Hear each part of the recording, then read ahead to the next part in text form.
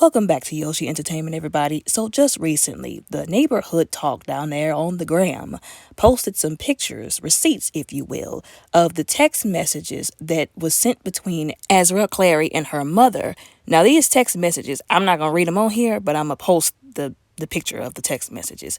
They said some rather disturbing stuff. Well, she allegedly, this is all allegedly, said some very disturbing stuff, had some very disturbing information, if you will, on there, allegedly coaching her on how to entice RKelly, what to do, what to say, how to act, what to wear, and all this kind of stuff. And so a lot of people were saying, well, we knew that these parents had something to do with these girls getting involved with RKelly. A lot of them were crying victim, but some of them, went down there and people were saying that this is entrapment, what they were doing.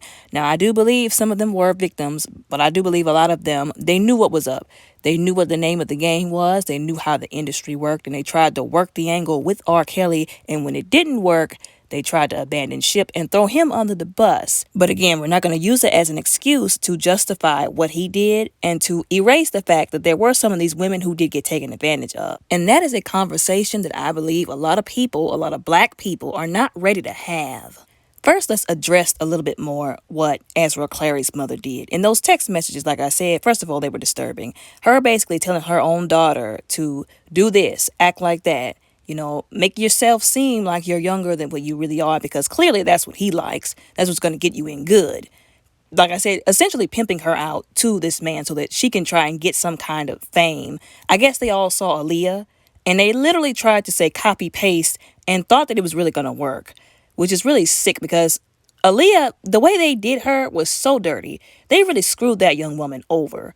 And then she lost her life at a very young age. Like, Aaliyah was a tragic story. And it's really sickening to me because all of these people, it's like they keep trying to replace her or rebuild her or like make this new Aaliyah, especially RKelly. I feel like he constantly, allegedly, was always trying to replace that girl with somebody else. And it's just sickening. Like I said, allegedly, the Clarys weren't the only ones who were allegedly trying to do this. All of those young women, or at least most of them who got involved with RKelly, their parents had something to profit off of getting involved with him. Now, I'm going to be honest because people do not like to call this kind of stuff out. Yes, a lot of these parents and these young girls, they did try to, like they said, entrap him, I guess. But I do believe that there were a few of them that were genuinely victims, like the quote first girl that he messed over and the hairdresser. And there was also that young woman by the name of Faith Rogers who was on the surviving RKelly documentary. Now, you can say what you want to about me, but I do honestly believe that those women were taken advantage of. Yes, I do believe that she had bad intentions, sure, that she wanted to get with him. Everybody knew his past. Everybody knew the shadiness about him. But one thing I will say about the Rogers, I don't believe that they tried to pimp their daughter out. I'll at least say that about them because they blatantly said on the documentary that they allowed her to go to the concert only because they didn't want people thinking that they were so controlling as parents and had her under their thumb. Because, any other time that they were like, hey, we don't want you going there, anybody else would have been saying, oh, y'all are controlling, y'all are too holy, whatever. Because remember, her parents were, pastors, I think, and preachers. So they let her go, and she admitted that she got his number. If I'm remembering correctly from the documentary, she got RKelly's number, and her father told her, you bet not call him back. And she did it anyways. And that's how she got involved with him. And that's when all that stuff happened concerning her and whenever she ran into Joycelyn Savage and all that stuff. Now, I'm not saying that to bash her or whatever. I'm just saying those were examples, I think, at least, of one group of parents that weren't out to pimp their child out, who was, involved in this spider web of a situation. But anyways, they were talking about these parents were trying to entrap him. And a lot of times when this stuff happens, let's just be honest, let's be real, y'all. With some of these Black men in the entertainment industry, people love to say, y'all are just trying to keep the Black man down. And I'm scratching my head because, no, that's not the case in this situation. He kept his own self down. Like I said, everybody knows about his past. Everybody knows what he was off into. It wasn't no secret. Everybody knows what he did.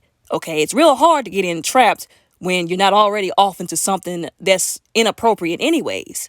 Something that's inappropriate that people can use against you anyways. So it's bothering me that people are trying to say, oh, those girls, all of them were lying, that he's innocent, that he didn't do anything wrong, because that is so far from the truth. It's laughable. Laughable. The man has still done stuff. Like, if you want to listen to his music, that's between you, your spirit, and God. Okay. But to act like just because now this information is being brought to light, which most of us knew anyways, that he's some innocent person that they all jumped on to take down, which some of them did, I do believe, got together and wanted to take him down. Like I said, throw him under the bus when things didn't go his way. But to act like that absolves him from what he did, are you kidding me? And it's very telling of the kind of society and community that we have become. We don't care about what somebody does as long as they make good music and we like them. What kind of stuff is that? Where they do that at? But anyways, a lot of people were saying, those girls, when they refused to come home after their parents got all on social media and had all these press conferences, embarrassing the absolute mess out of them, making them look like cuckoo birds inducted in some kind of sex cult, that it was probably because, allegedly, they didn't want to go back to the same people who pimped them out to the person who they were with, allegedly. And these parents can throw each other under the bus left and right. I don't care. Like I said, all, if not most of them, are guilty of the same thing. I even think about Joycelyn Savage, how she's still out there for the most part. And the question arises, then why isn't she home? Is it because of the same alleged reason? Like I said, I gave all of them the side eye. I'm not trying to make passes for anybody. Like I said, I do genuinely believe that some of them were taken advantage of. I could very well be wrong, but that's just what I believe. Although, again, for a lot of these young women whose parents were very heavily involved, like Dominic's mom, like some of these, like it scares me. It disturbs me to know or to think what they might have went through, what their mothers put them through, and then made themselves seem like these innocent victims just trying to get their daughters back after things didn't go right. Yeah, we do need to expose them. They all need to be thrown under the same bus and jailhouse that RKelly needs to stay under, okay? Because, like I said, they're just as guilty. They also need to go after the supposed alleged so-called enablers that were around him, helping him do stuff he ain't had no business doing.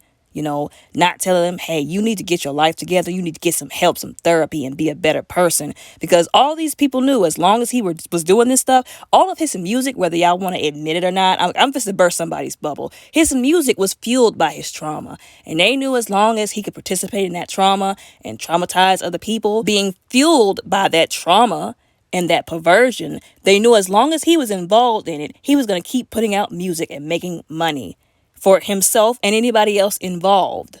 So those people need to get thrown under the bus too. So let's throw them all under the bus while we're at it. But anyways, y'all let me know what y'all think and how y'all feel down in the comments below. Respectfully, don't forget to like and subscribe. Y'all have a blessed day.